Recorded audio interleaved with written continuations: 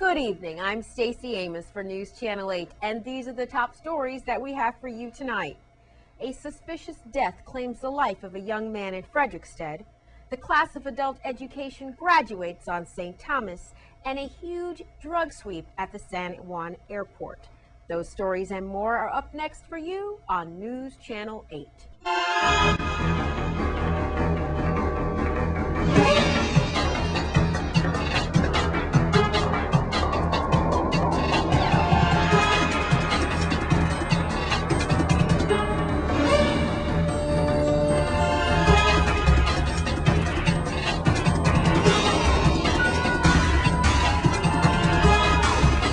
In our top story tonight, a 25-year-old man was found shot to death early this morning. News Channel 8's Wes Small files this exclusive report in Frederiksted, and this death does appear to be suspicious.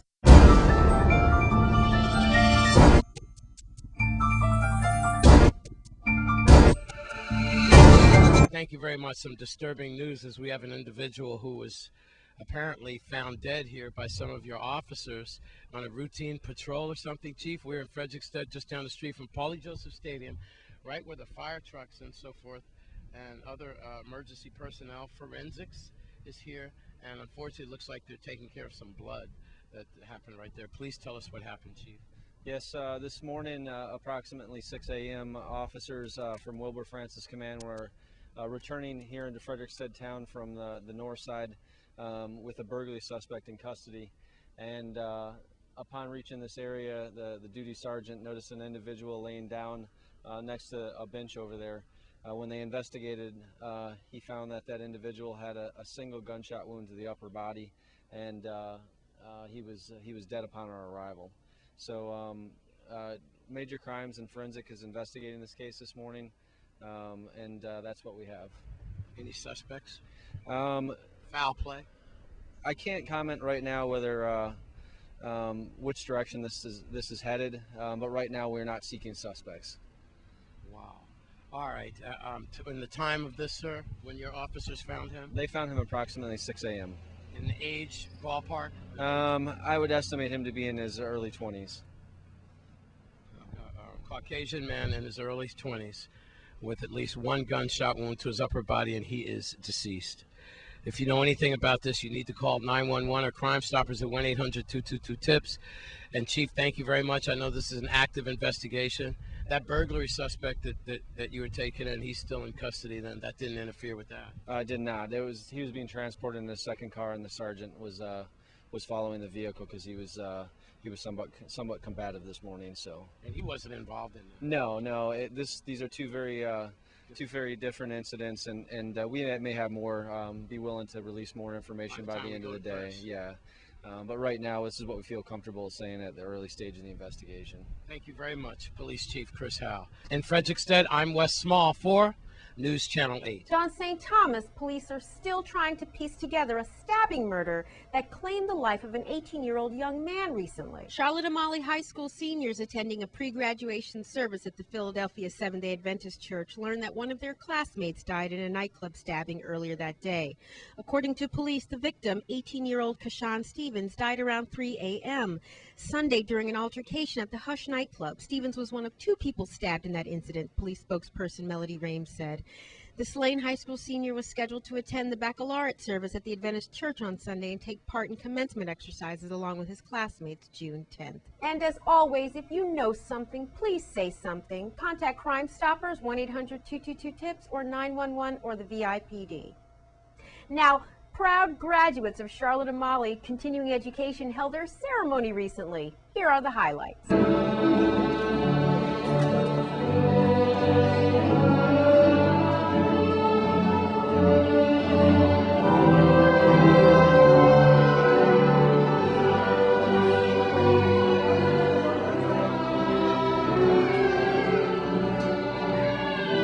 I want to congratulate every graduate for this great achievement. We know that this role wasn't an easy one and that we faced many challenges. Although many of us had to balance between work and family, at the end we managed to reach our goal, getting the high school diploma. We are living proof that it's never too late to take a step towards knowledge. Fellow graduates,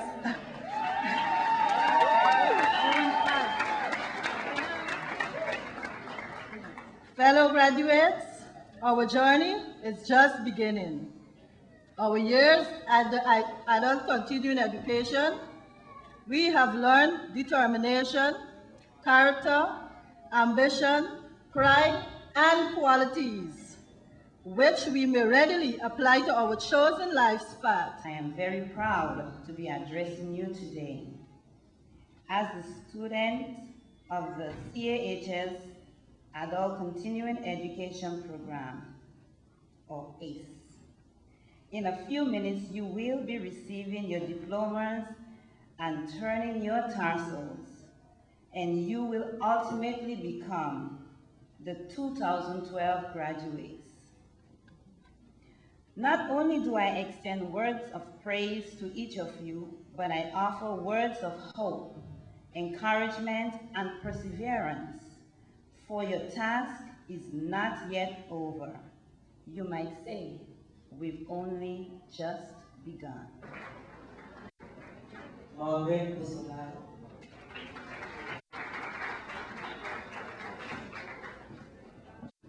Terrell Biden.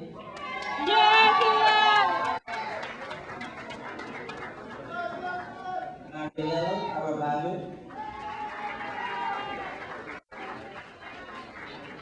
Crazy Carrion. It's all to believe in what we can achieve, and that's what's gonna make it alright. So when it gets hard and when it gets tough, you'll turn another equal just right. So we just take our stand. Nothing can stop us from being all we can. We can go further than we have ever planned. But you can find if we just take up. Recently, there was a summit to support early childhood development in faith-based communities on St. Croix. Let's take a look. We believe in this approach to strengthening families, that this information on this slide sums it all up.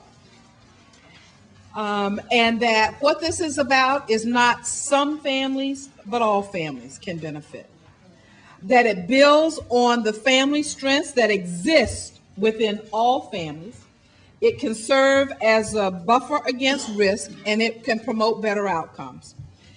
It can be implemented through small but significant changes in the way you're doing your everyday actions. It builds on and can become a part of existing programs and strategies. So it's not looking for significant, huge, new infusions of dollars, resources, but building on the existing resources that are available and maximizing the use. Nobody in their silo can do this work by themselves, right? Pastors can't do it alone. Government can't do it alone. Philanthropists can't do it alone. Not-for-profit, secular cannot do it alone, right? Whatever your sector or vector is in society, you cannot achieve child and family well-being. We cannot optimize child and family well-being by ourselves. And so it takes all of us getting outside of ourselves to say, I'm not just this, even though God has called me to this, right? My task is not just preaching on Sundays. My task is to stand before families for every Saturday for my rabbinic brothers and sisters and Adventist brothers and sisters, or every Sunday for my other religious leaders, and to do what? Juanita said it, to have a license to pour into the lives of families that sit out in those congregations. Coming up, drug sweeping in San Juan, no funds for Red Jet, and Caribbean Airlines is headed for disaster. Troubles in travel are next in your Caribbean Report. This is News Channel 8. This is News Channel 8. Now here's your Caribbean Report.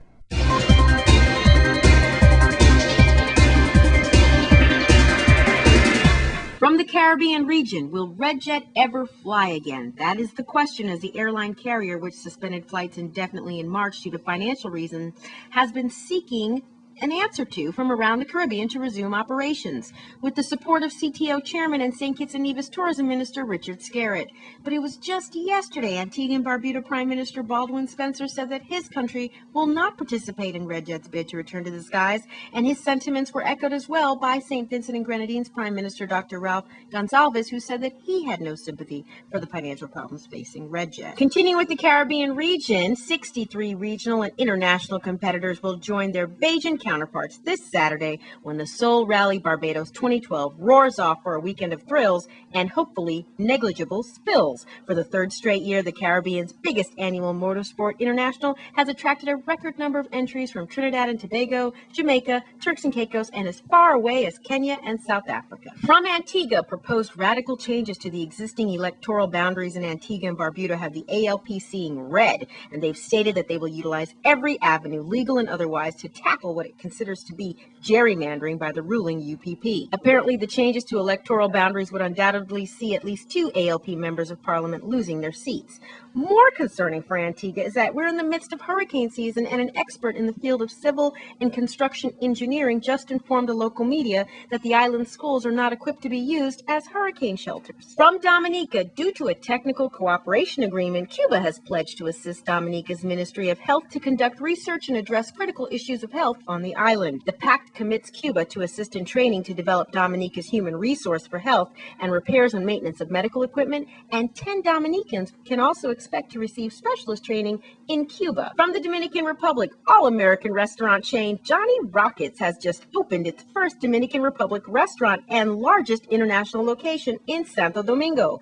Owned by Dominicans Axel Hache and his brother Gamal, who are prominent fixtures in the community, the new Santo Domingo location marks the first of 5 Johnny Rocket restaurants planned to open in the country. From Guyana, Canada institutions have agreed to share the wealth of knowledge and expertise they've accrued in the oil industry with Guyana, because there is a belief that there is a potential for oil and gas development in the country. Even though a discovery has not yet been made, investors continue to keep their fingers crossed that something good will come out of the vastly underexplored Guyana offshore basin area. From Montserrat, Montserrat is hoping to entice more members of the diaspora to consider investing in the island and to return for Festival 50 and beyond during New York City Caribbean Week this week. And additionally, Fly Montserrat is hoping to fuel more inter-island travel as it just completed its inaugural flight between Nevis and Montserrat. From Puerto Rico, hundreds of federal and state agents have conducted sweeps of Puerto Rico's main airport Wednesday in an anti-drug trafficking operation. In addition, the DEA were carrying out raids in San Juan, and local media has reported about 40 arrest warrants have been issued. Puerto Rico Governor Luis Fortuno told radio stations that 200 federal agents and 160 state police were participating in the operation, and he also said that because of new controls at the island's ports of entry, it is easier to detect drug trafficking. From St. Kitts, the island destination is the only Caribbean nation to participate in a pioneering group of countries who are adopting the Global Sustainable Tourism Council's new criteria, and they'll be the first in the world to test and provide feedback to the GSTC. The other early adopters in the group are Norway, the U.S. state of Wyoming, and China. From Trinidad, state-owned Caribbean Airlines is in danger of being downgraded. People's National Movement Senator Lester Henry said yesterday in the Senate. The senator said if the population thought things were bad at Caribbean Airlines, they were about to get worse. He said the 2 planes that were supposed to fly the London route have not been approved, and he said grimly that would just be a disaster for us. And in your cricket update, Darren Sammy could barely conceal his delight in knowing that Chris Gayle would re-enter the West Indies dressing room soon. Gayle was part of the 15-man squad announced on Sunday for the 3-match ODI series and the solitary 2020 to be played in England from June 16th. Darren Sammy is aware that he will have to focus on the final test beginning tomorrow at Edgbaston. Anticipation lies in whether Sunil Narine will be called up to debut in this series.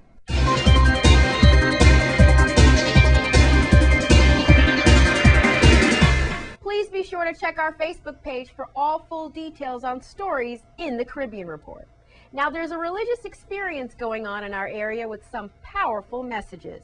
News Channel 8's Wes Small has more. Thank you very much, Stacy. These are some trying times, and like I've always said, I believe that we have to give it up to the churches right now.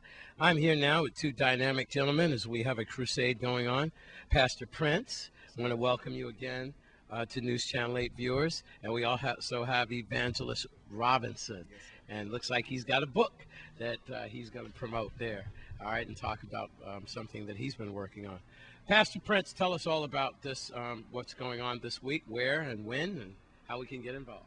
Well, the St. Croix Christian Union Church, after 20 years, opened its doors on Sunday, the 3rd of June. That was our dedication and opening service. Yes. And we've decided to follow that up with a week of revival crusade. Started Monday evening, and we'll go through to Sunday, the 10th of June, 2012. Wonderful. So that's what's happening. Where is it? We are located on Midland Road, or Route 72. I usually say to folks we're located between Daniel's Bakery and the Moravian Church. There we go. If you go past the Moravian Church, then you've passed us. If you haven't reached Daniel's Bakery, then you haven't met us yet. Very good. And we're going to get some numbers out if you'd like to get involved in what time and everything. But let's introduce your guest here, Evangelist Robinson. And please tell us your background and what you have to do with this crusade.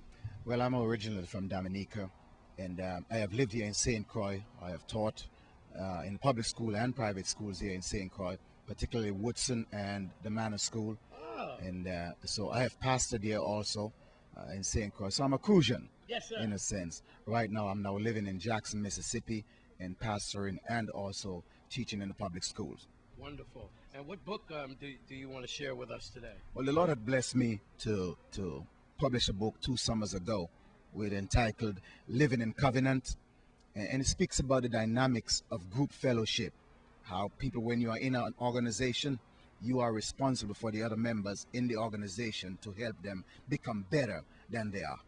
So will you be pushing this message in your book then throughout this crusade?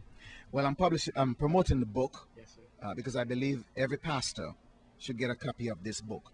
It is not in the local bookstore, but Amazon.com and BarnesandNoble.com. It's available. It's about $15 for the book. And believe me, you understand the word covenant. And that is, I'm responsible for you, whether it's in the church, in the family, or in the community, and you are responsible for me. And make no mistake about it, that is true. Thank you very much. Yes, all right, Evangelist Robinson, some very wise words, and he'll just be one of the speakers, correct? He is the main speaker. Main speaker. Yeah. All right, put out a phone number then, and then one more time. Okay, folks who want to reach us can reach us at telephone number 642-1654 or 778-4633. All right, Pastor Prince. Thank you. Thank you, Wes. Evangelist Robinson. God bless you. All right. I'm Wes Small for News Channel 8. Coming up, it's that time again, summer camps. That's up next in your Sports 411. This newscast has been sponsored by Mario's Virgin Crystal. Let us save you the hassle of lugging those jugs around. Purified bottled water conveniently delivered to your home or office. Also available in your favorite grocery store. Call 773-2810. This is News Channel 8. This is News Channel 8. It's time for your News Channel 8 Summer Camp series. Tonight, we start with Coach Besa. News Channel 8's Wes Small has the story. Stacy, this is that time of year when Channel 8 starts looking at summer camps. And right now, we need some positive things in this community. That's for sure for the summer. Hovenza closing down, a lot of camps in jeopardy and stuff. We look to brothers like these here. My man, I want to say Count Basie. It's like Coach Besa. Yeah. And for year after year, you've been trying to help out the youth, and you've got a basketball summer camp program. Yeah. And we all know you've got like around Harbor View and all the neighborhoods and everything. But Coach, tell us how parents could get their youth involved and how they can get in touch with you. Yeah, well, you just gotta contact me. My contact number is 277-6451. It's not a territorial thing. It's not one particular area. Our summer camp is gonna be held at Elena Christian Middle School, junior high, and the hours are from 8 to 5 p.m. Again, you just gotta contact me. I have applications ready. It's a basketball camp, but it has other curriculums like academic enrichment. Sure. And then there's also curriculum for those kids that are not more like into basketball and probably baseball and different other stuff. That's good. And once in a while, y'all gonna hit the pool and the beach and so forth. Yes, we have. It's hot this summer. Oh yeah. We have a turtle watching tour. We're gonna do some mini golfing. We're gonna go to the beach on most occasions. We have a lot of different events this year. I'm looking forward to a better year this year and a more skillful training here from the basketball perspective. Good. And for tuition, what's that all about? The tuition is $175. The registration is $25, which includes 2 T-shirts, a wristband, and insurance. That's good, that $200 for the whole summer, insurance included, because you get coaches, tutors, and all the whole 9 yards. Yeah. Now, it's just not a drop-off point. They're going to need their lunches and their snacks. Talk about that. We the school lunch program is going to provide lunch and also a snack in the afternoon. And then we also will be having snacks on site for sale if anything, but school lunch and snack will be provided free of charge. Any email or any phone numbers you want to put out, go ahead, Coach. Again, just contact me at 277-6451. That's my contact number. Thank you very much. A positive place for the youth. And then later on in the week or so forth, we'll be in touch with St. Clair Williams to get all those summer camp things out from Housing, Parks, and Recreation. So we got a lot to do this summer. Do not, I repeat, do not let your child just walk up and down the street all summer long. Okay, please, let's make sure they stay active. Thanks for staying positive for the youth. Thank you, Wes. I'm Wes Small for News Channel 8.